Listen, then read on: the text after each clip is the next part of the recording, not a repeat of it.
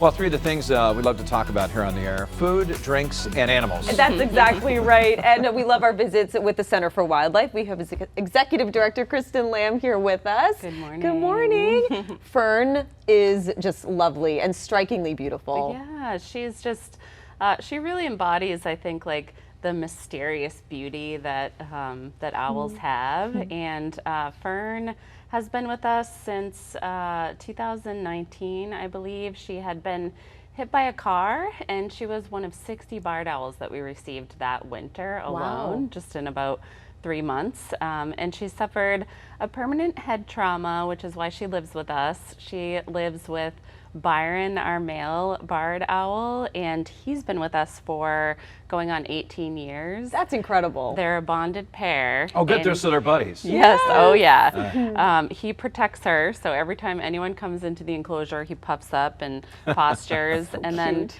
every spring, the females would bulk up during the springtime because they're getting ready to lay eggs and they're incubating. They just need a lot more energy. So he goes on this like chivalrous hunger strike every spring to make sure she gets everything she needs. And sometimes you even have to hand feed him to make sure that he'll eat. It's That's so so sweet. Oh, man.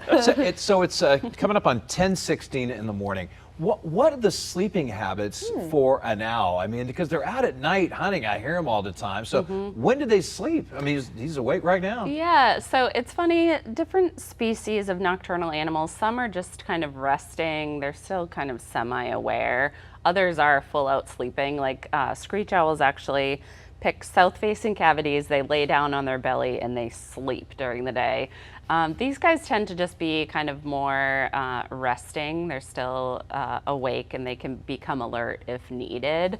Barred owls also, they're kind of at the top of their food chain, so they will hunt at dusk, dawn, or even just during cloudy days. So they kind of take advantage of whenever they can hunt or need food, depending on if they're feeding babies or they have to bulk up for the winter time.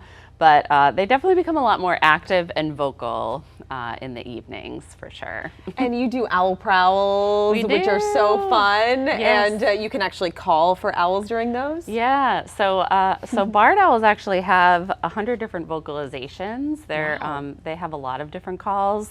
And this is just a really fun time. Like, she has such great camouflage for the trunks of the trees that we have around here. They have silent flight. You can see on her feathers, they're just soft and rounded, and that allows the air to move through.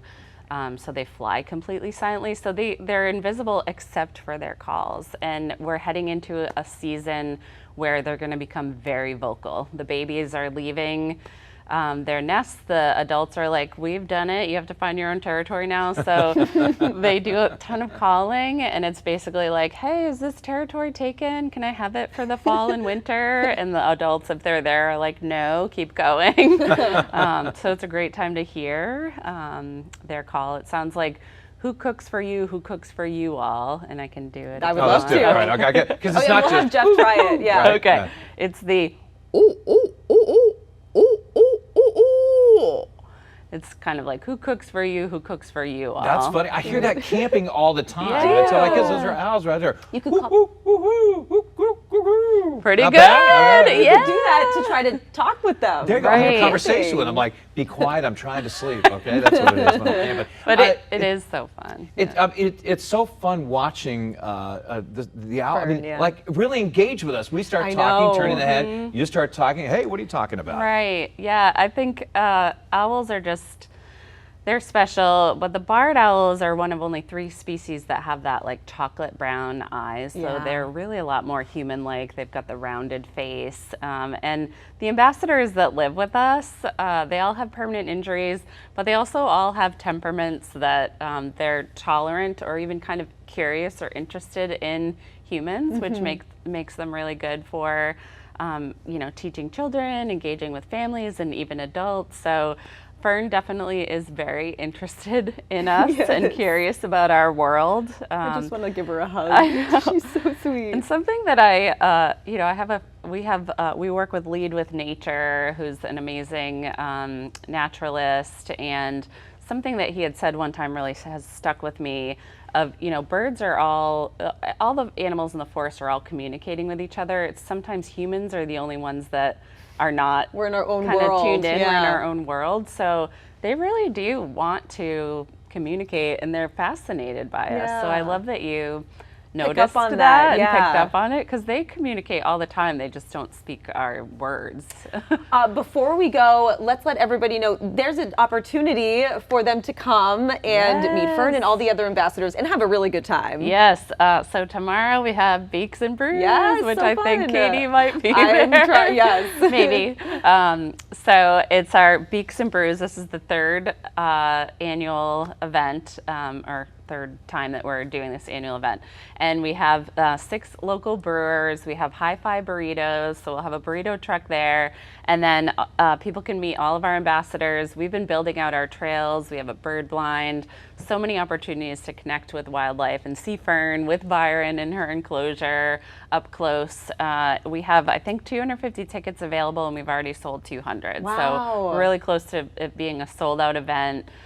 Just filled up with nature lovers and, drink beer in the forest. Perfect. It's going to be great weather. Yeah, and for folks that have never been down there, it is awesome. Yeah. Give them the address and website and everything else. Yep, so we're at 375 Mountain Road in Cape Nettic, Maine.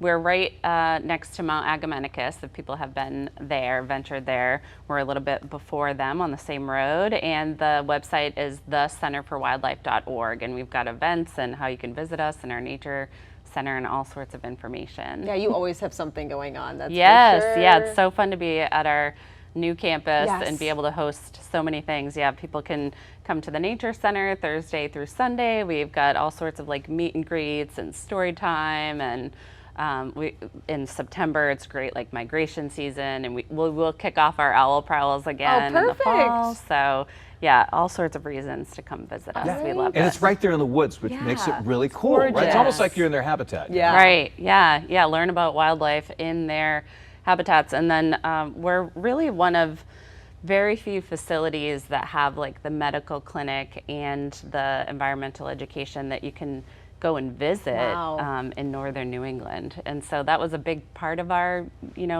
vision for the new Yes. facility, that people can actually go to a wildlife hospital and kind of learn about the very unique and special work that gets done, and the needs for wildlife and how we can limit our impact as well. Kristen, thank you so much for being here this morning. And Fern, always a pleasure. Fern. She's looking You're at gonna you hang like, out, right? you need Gotta needs do a little buddy. work. Speak says my Fern. language.